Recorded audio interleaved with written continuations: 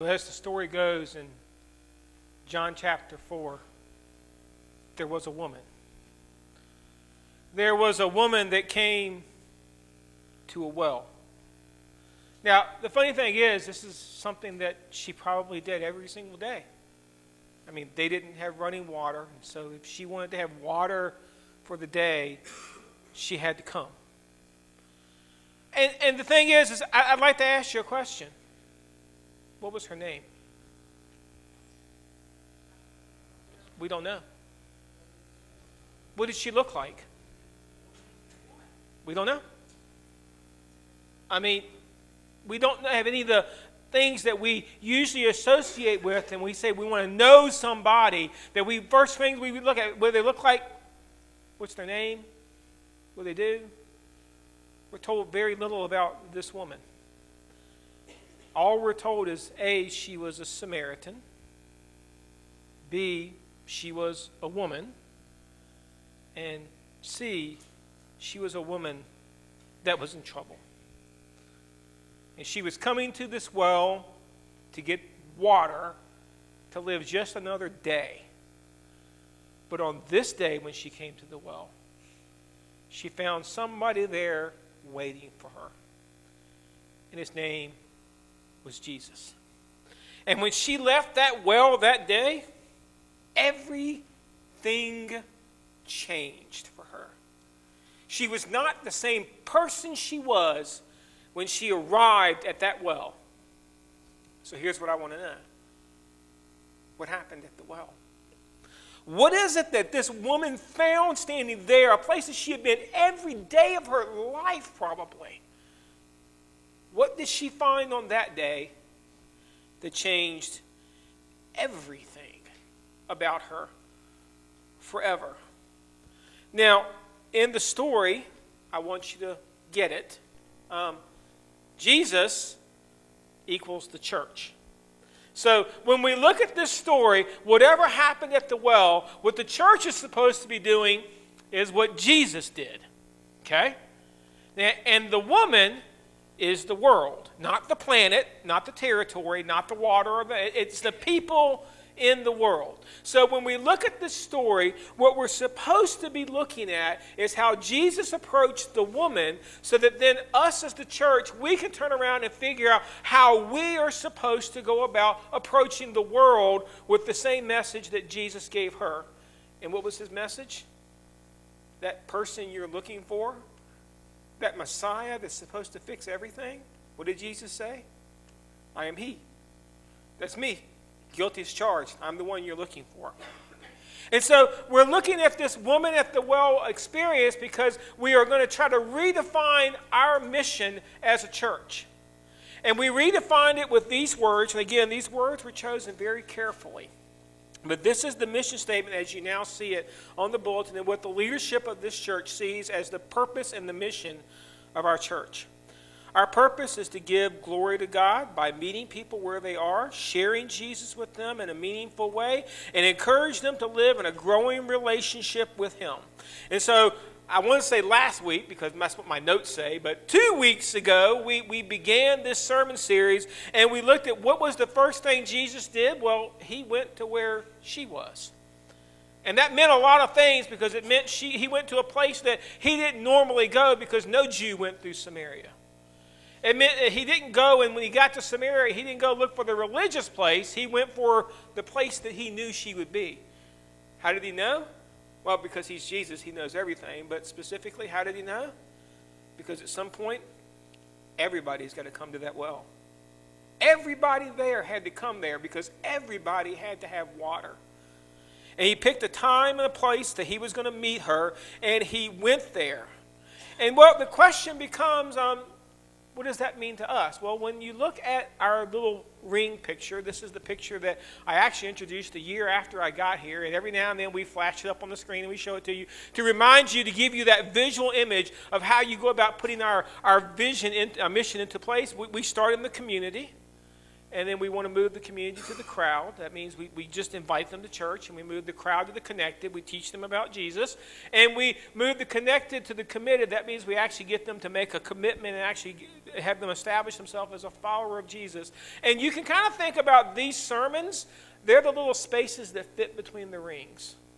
You see, to get them from the community to the crowd, you do understand, you have to go into the community. You actually have to go out and find people to bring them here, because you can't just stand out on the stoop and yell, "Come to church," and the cars are going to stop. You actually have to get out and go where people are. That's the only way it works. And so I guess now we need to know is, well, we've got them here, so we understand we got to go out and invite them. Once we get what we do next. I mean, that was enough, right? I got them sitting in the seat. And so that means all is good, all is perfect with the world. And well, no. Just getting them to come to church doesn't solve anything, because eventually they'll go somewhere else. We have to figure out how to go about engaging them. And that's where that next phrase in our mission statement comes in. Share Jesus in a meaningful way. Now, again, I told you there was a lot of conversation, and we probably should have recorded it just for the fun of it, but there was a lot of conversation about what words we were going to use when we put this mission statement together, because believe it or not, share and meaningful wasn't even in the original draft. These kind of came in later, and that they really belong here because you got to understand what these words mean. Share means give a portion of something to another or others. So the idea of share is I've got something that's mine that I possess, and I'm going to share it with somebody else. Means I'm going to actually give you part of what I have. Now, in our mission statement, you understand what we're trying to share is, it's the right answer for every church question. We're trying to share Jesus. There you go. So we're trying to share Jesus. That's, by the way, that's something one of my teenagers told me. Every time you asked him a question, he always answered Jesus. He said, because I know I'll be right at least 50% of the time. If I'm in church, Jesus is always the right answer. Just give it enough, you'll get it right. So we're here to share Jesus with others. Now, you do understand that means that the assumption here is that you have Jesus for yourself. So if you've never established that relationship with Jesus, then really you have nothing to share. So really you're kind of back at the position of the woman, not the church. And so that's okay. You can still be at that position, because we need you to understand we are here to share Jesus with you, to let you understand who Jesus is. But that second word is also important, meaningful.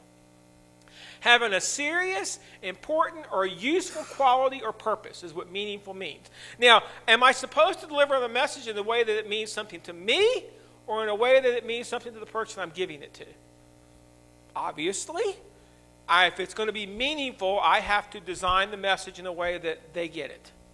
In other words, just because it means something to me doesn't mean that it means a darn thing to them, because when they hear it, they've got to be able to process this. It's got to be meaningful, and what's meaningful to me isn't always meaningful to the world that's out there.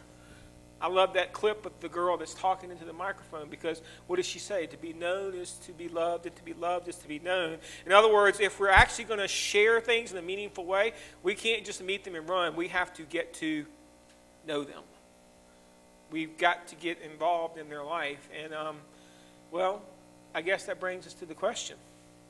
This woman at the well that Jesus met, what did she need? Okay, well, to do that, maybe first we better define the word need, because need doesn't always mean what we think it means. A need is a required item or action because it's essential or very important. We usually think of need as if I don't have it, I'm going to die. Well, that's a form of a need, but you do understand there are some things that are very important. You can live physically if you don't have them, but if you don't have them, then your life just isn't complete, so it's very important. So we have to go out and get to know people and get to know their needs, those things that are vital to them, okay, and those things that are important to them. Now, there are several kinds of needs, and we can put them in three basic categories. The first thing is we have basic physical needs. We know these. Food, clothes, shelter. In our society, transportation, health. These are all things that are physical to us. and that we need to have them. You can only go so long without them before your life begins to unravel. And you say, well, why is transportation on there? Well, because in our society, if you don't have transportation, notice I didn't say you had to have a vehicle. I said the word transportation. If you don't have transportation, eventually your life does not work well, especially here where there's not a lot of public transportation. But you do understand, these are vital things in our life. And just so we don't dismiss them, understand the Bible talks a great deal about physical needs and how the church is supposed to talk about them and work with them.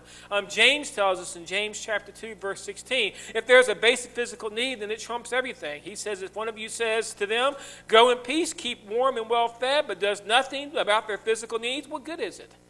What good is it if I go up there and tell them about eternity in heaven and how things are going to be great if they're starving today? What good is it if I tell them that, you know what, I've got the answer for all of your problems? And they're like, well, what I need is a blanket. But we can't answer that question.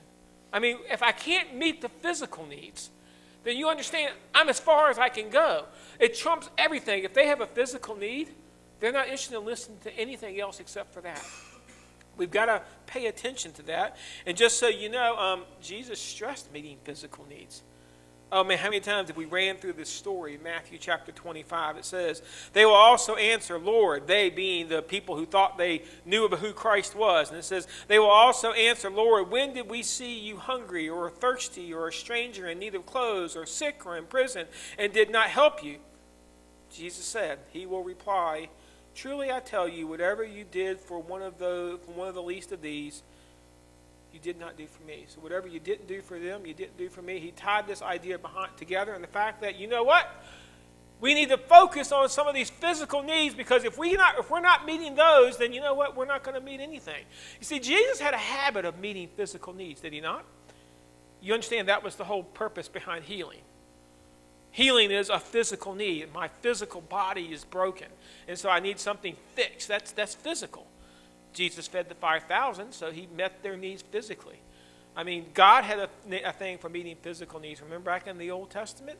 What did he do? He provided manna from heaven. He provided water from the ground. So this idea that God and Jesus, they were always focused on the physical, because they do understand the idea that if I have a physical need, if there's something out there I'm lacking physically, then I can never talk to you spiritually. It just won't register. You can't get there from here. So that's not the only set of needs, though. There are also emotional needs. Now, these are important. Things like acceptance or belonging, companionship, guilt, shame.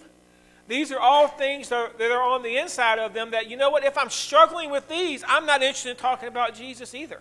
If I'm dealing with lonely in my life, physical loneliness, then you do understand, I don't care that you're telling me that there's somebody out here I can't see, I can't touch, I can't talk to, I can't hear them. That's not going to solve my problem. You have to be willing to solve the other problem first, and that is you have to get into my life and solve lonely. Well, how do you solve lonely? You have to get into somebody's life. If I'm dealing with guilt because I've got so much in my past that I just can't deal with it, you know what? Jesus is the ultimate answer, but you understand, I have to get into what is making you feel so guilty, what is driving you. That's going to take time. If I'm lacking companionship, they don't need a puppy. They need another person in their life to come alongside and be that companion. You do understand, all the way back in Genesis, you know what was the first thing that was wrong with creation? It wasn't sin. The first thing that was wrong with creation is when God looked out upon Adam and said, you know what? It's not good for man to be alone. We can't leave him all by himself. And he wasn't by himself. God was there, but even in that perfect relationship, God said, you know what? They aren't designed to be by themselves. They have emotional needs, and we have to get to that level also. Now, there are spiritual needs. And I'm saving those. Those are for next week. We have a week of sermons that we have to make up. We're not going to take them out of this sermon series. This series was too important that we get all the pieces in there. The next sermon series is about prayer, and I promise you I'm not taking pieces out of that one. So we'll make up the sermon sometime. I got it figured out between now and Easter. We'll make up the snow day that we missed. Okay, we're okay with that. So there are spiritual needs. We'll talk about the spiritual needs next week, but we have to talk about meeting needs. I mean, it's enough to say that they have needs. It's enough to say that they're hungry and that they have blank, that we need to give this and do that, and time and companionship. But here's what I need you to know. All, should have underlined that, highlighted it, made it bigger, red, put parens around it, something to make it. All needs require resources to be met. Well, what do you mean? Let me boil it down for you. Money or time? There isn't a single solitary need that exists for humanity that does not require either money or time to be met. That means if I'm going to meet a physical need, what is probably I'm going to need the most of? Money. Because if I'm going to meet the physical need, then that means I have to have the things to meet the need, so I have to go out and buy the things, or if you're talented, make it, but then you still have to buy the raw materials. But you understand, you have to get the resources together to go and meet the needs. So those kind of needs take money. If I'm going to meet the emotional needs, then you understand that means it's going to take time. That means I've got to carve out a part of my schedule to get involved in people's lives, but I can't meet any needs if I'm not willing to give either one of these. Now, why is that important to us as the church? Because if our goal is to share Christ, and we know we can't share Christ until we meet needs, and we know that meeting needs takes time or money, that means, guess what? In my budget of money and time, I have to be willing to start carving out time to meet people's needs. Because if I don't do that, then we're never going to ever get to the spiritual ones, because the other ones are just going to keep in the way, and they're going to be a barrier. So what did the woman need? Well, that's a great question. I mean, here she was. We're not told much about her, but we are told all about her needs. That's the funny thing. We get no physical description, no name, no nothing, no address, no way to send them a thank you card or a birthday card. But you know what? We do learn all about the needs. And here's the good news. From every indication, her physical needs were met. She had clothes, assuming. I mean, she was out in public, so I'm assuming she was dressed. She didn't mention being hungry. She needed water, but that was a need she could meet herself. And if it's a need you can meet yourself, that's not really a need. That's just something that she had to go do. That was a task on her list. So all of her physical needs were met. That's the reason there was no miracle here. Jesus did not have to worry about fish and loaves of bread. He didn't have to worry about doing a healing. He didn't have to do any of that kind of stuff, because this woman, she wasn't physically broken. And I think that's important that she's here, because a lot of times we get so consumed with the physical brokenness that we forget that she was broken much deeper. In the emotional section, where do I even start? This woman, she was isolated.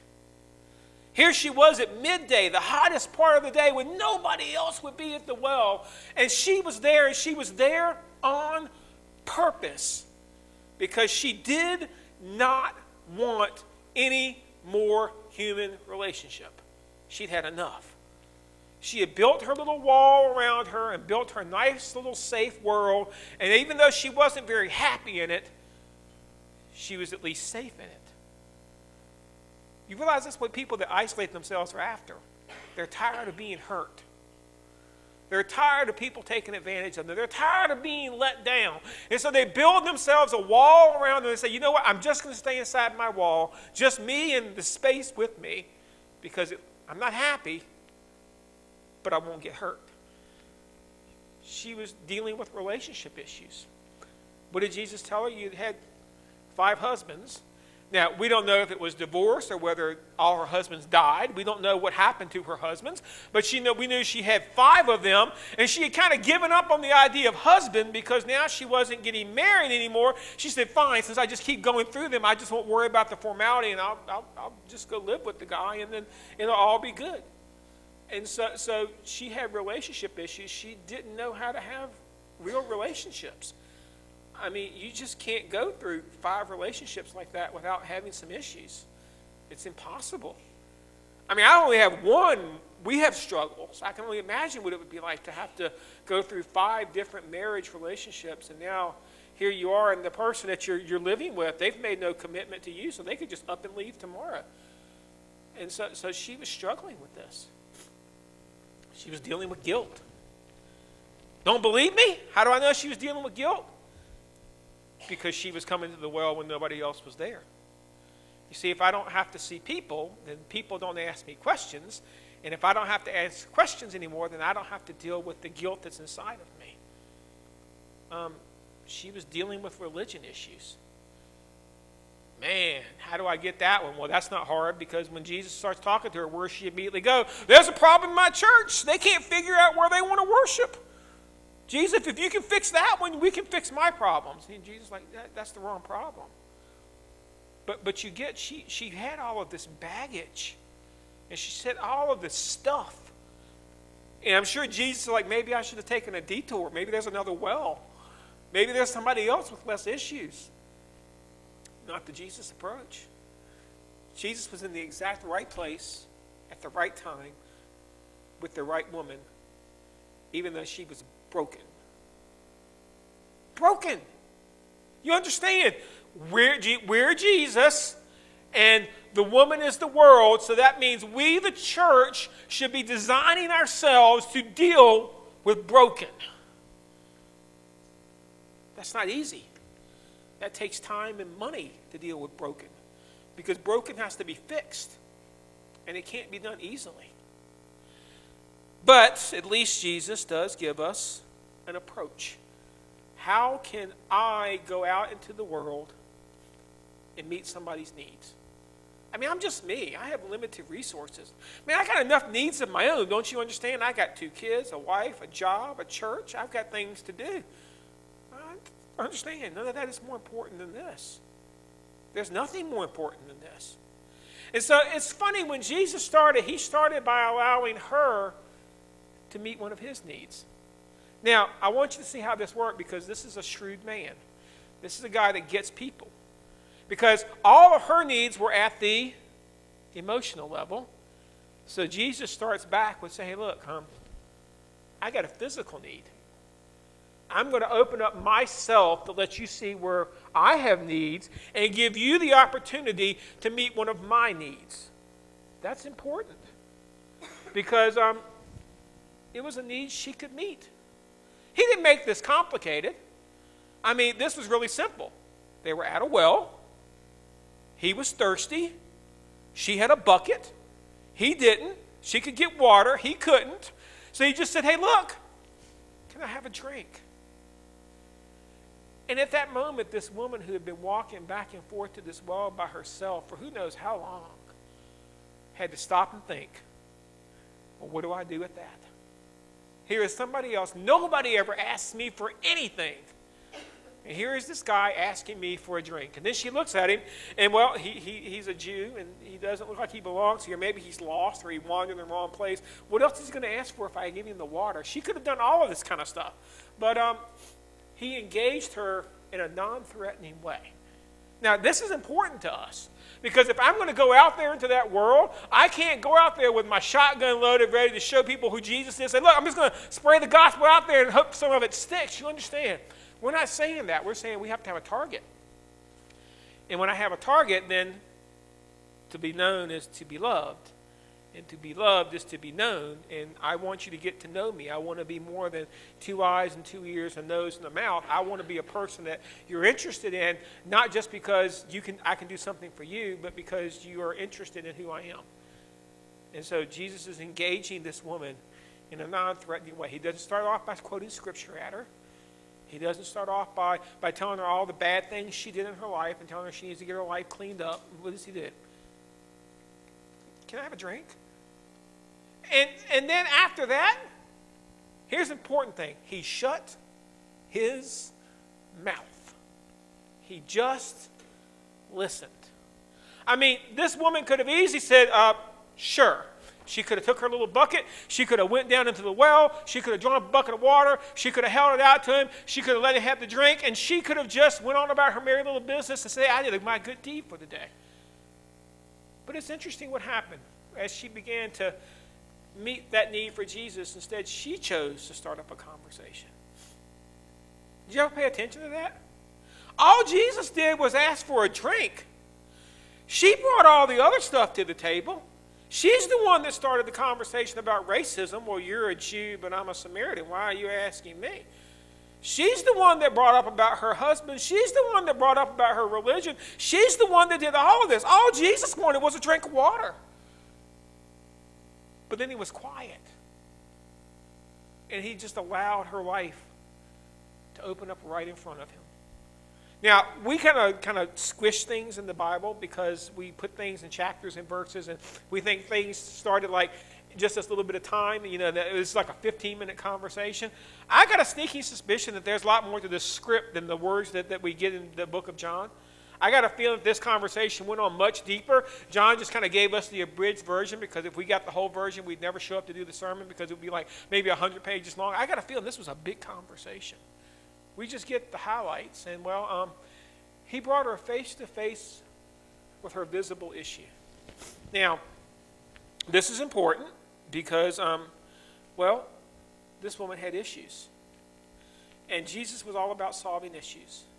And if you're going to solve issues, eventually you have to be willing to talk about issues. Now, again, there's something for us to learn from how Jesus approached this woman's issues. First of all, he did not beat her over the head with it. He didn't look at her and say, "You dirty, rotten sinner, I know how you're living, and I know what you've been doing, and I know about all of this. And you know what? If you don't straighten up, this is going to happen, and that's going to happen." And he didn't do that. As a matter of fact, who brought up her issues? Her? I mean, she's the one. And when he did, Jesus didn't take the moment to say, "Well, you know what? It's wrong. It's just wrong." No. He didn't judge her. Jesus had a habit about this. They brought in the woman that was caught in adultery, and they threw him before him and said, "She needs to be stoned." And Jesus said, "Fine. You without sin, cast the first stone. Go ahead. Stone away. But I'm not going to judge her." And even when they were all gone, what did he say? "Were all the people that condemned you?" Well, they all left. He said, "Well, I'm not going to condemn you either, but I am going to acknowledge your sin." He didn't ignore it either. You see, this is where we mess things up. We think that if we ever talk about a sin, that means we're judging people for a sin. No. Understand, he didn't judge her. He didn't sit down there and say, "Well, if you do this, this, and this is the bad thing that's going to happen to your life." But he also didn't ignore the issue. He didn't tiptoe around it like it was a minefield. As a matter of fact, when she brought it up, he dove straight into it. When he said, "Go get your husband," she said, "I don't have a husband." He said, "Yeah, I know. You've got 5, and the guy you're living with, he's not your husband either." He didn't ignore the issue, because what was going to happen? He had to discuss the issue. You have to get to the root of the problem if you're going to meet needs. You see, he understood her issue was not sexual. Yeah, I can use that word in church. It actually is legal. Okay, I looked it up. I didn't see a law against it. Her issue isn't sexual. And a lot of times we think that people that are caught in relationship issues, that it's just all about sex. Let me just give you a key. I've been a youth minister for 17 years, and I've told every kid it's never about sex. It isn't. You know what the issue is? It's all about lonely. You're trying to stuff and meet another need with a physical need. You're trying to meet an emotional need with a physical act, and that's not going to work. And so Jesus didn't give her a lesson about sex. He gave her a lesson about lonely. Isn't that what he did? Now, how did he give the lesson? He stayed at the well. I mean, it would have been very easy after he told her what her problem was to say, "Now, you need to go to church and get this straight," and then just left. That's not what he did. He hung out for a while. He discussed the problem with her. He let her talk about it. He let her bring up the other issues in her life. And he pointed her to him. See, he understood he couldn't fix the issue by arguing her out of her sin. I'd like to know anybody that's ever had any success with arguing somebody out of sinning. If you've had success, will you please write a book so that I can read it so I know how you did it? Because it does not work. You cannot argue somebody out of sinning. Okay? And trust me, I'm a good arguer, and it doesn't work. But he kept driving the conversation back to himself. Look at the words that he used. Everyone who drinks this water being the well water, they will thirst again. But whoever drinks the water I give them will never thirst. Indeed, the water I give them will become in them a spring of water welling up to eternal life. You get what he's doing. He's taking the physical water that they're talking about, that they're interested in. He's saying, you know what? This stuff is good, but you got to come here every single day to get this stuff. I know about a water that once you get it, your issues are solved. And man, what a hook to dangle out there, because it's kind of like, just reel them on in, Jesus, because now she's like, give me that. Give me that, because if I come here, I don't have to deal with my lonely issue anymore, because now I can sit in my house and I don't have to come down to this well anymore. I don't have to deal with these people anymore. My isolation walls can stay up, and I can just, but Jesus said, you know, but that living water, it's right here. See, because then they went into the religion conversation, and then she started talking about religion. And then eventually, who come up with the idea of the Messiah? It was her.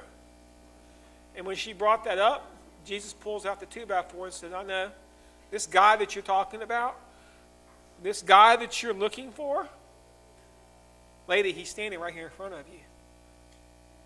What a message the church has. The lonely issue, the confusion issue, the sexual issue, the physical issue. Folks, we're standing right in front of them with the answer. But we've decided, you know what? I don't want to share that because that just takes way too much time and money from my energy. You know what? Let me just come here and sit in my pew and sing my songs and do what I'm supposed to do. And I'll go out and I'll sing this little light of mine, maybe go down the road once in a while, and we'll just be a good testimony that way. And Jesus saying, nope. That's not the solution. The solution is at the well. You see, he never allowed the conversation to move away from the woman having a relationship with him. She tried. She did. She wanted to talk about worship. She wanted to talk about whether or not you were supposed to, whether or not she had to go all the way down to Jerusalem where there were more people that she had to go deal with, or whether she could just stay in her little area of Samaria and worship. And Jesus said, you know what? I don't care where you worship. Pick a spot. We could do this right here at the well if you want. I don't need this, because you know what? You don't need more worship. You need more relationship with me. You don't need more husbands. You need more relationship with me. You don't need more judgment. You've got plenty. You need more relationship with me. Everything he said just kept driving this woman back to him because he understood it was her greatest need. You see, what if he had done the impossible? Well, I guess it wasn't impossible for him. He could do anything he liked. But suppose he had actually given her literal living water. Suppose he had given her Samaria's first indoor plumbing system that she could take back to her house, and she could set it up, and then she could just hold her cup out anytime she wanted, and she could meet that need. Would that have solved her problems? No. Suppose he could give her the perfect mate that would never leave her. Suppose he could put somebody in her life that she could share the rest of her life with. Would that solve her problems? No.